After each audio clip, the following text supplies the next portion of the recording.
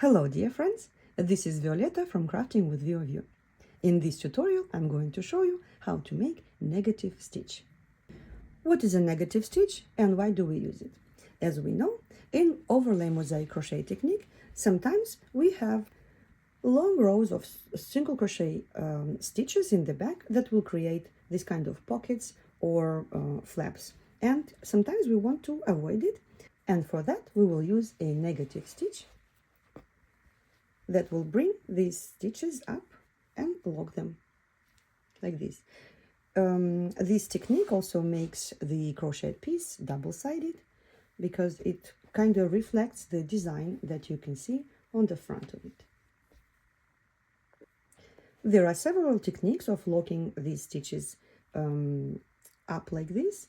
I will show you mine. And now let me show you my way of making a negative stitch. So for example, I'm making this snowflake. Next stitch in my pattern is a single crochet stitch. Then I have a double crochet slanted one stitch to the right. I have to skip one double crochet stitch, and then I have these 3 double crochets, and I know that there are single crochet stitches hanging in the back that I want to catch.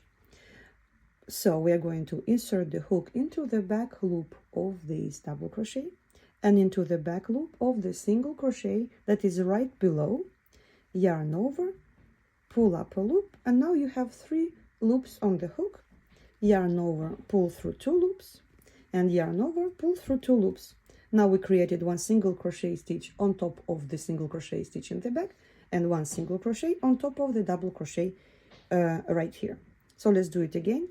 Hook into the back loop of the double crochet, hook into the back loop of the single crochet behind, yarn over, pull up a loop, yarn over, pull through 2 loops, yarn over, pull through 2 loops.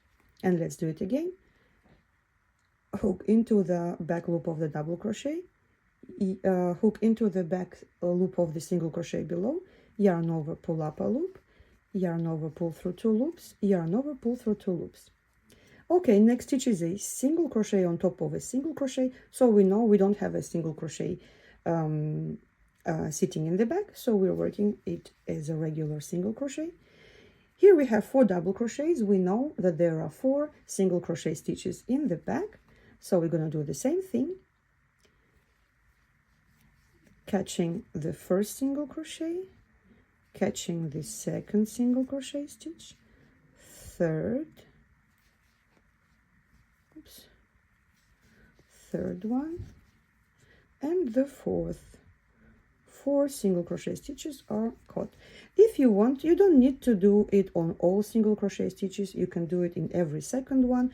If it's a long row of single crochets, you can do every third or every fourth. It's really up to you. Or if you do it in every stitch, you will have almost the same design as on the front of your crochet piece. So let's go back here. We have this single crochet sitting on top of a double crochet, so no single crochet in the back, and then you'll continue locking the single crochet stitches as per your pattern. There is another way of locking single crochet stitches that you might have seen, which is hook into the back loop of the double crochet, hook into the back loop of the single crochet, yarn over, pull up a loop, and make a single crochet stitch. So I will show you the difference between my technique and this one.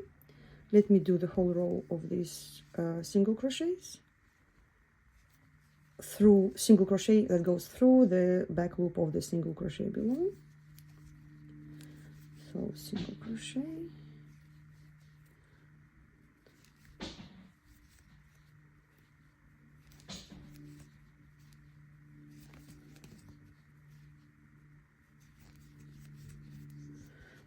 so as you can see, these single crochets will be shorter because they are being pulled by that loop in the back, and these double crochets will be more squished, whereas these double crochets stand tall.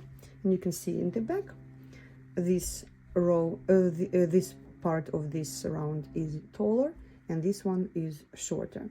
Okay, so by adding that extra single crochet stitch sitting on top of the single crochet in the back, you're making the stitch longer and it will not distort your double crochets in the front here.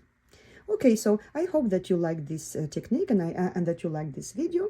If you liked it, please push that like button and subscribe to my channel.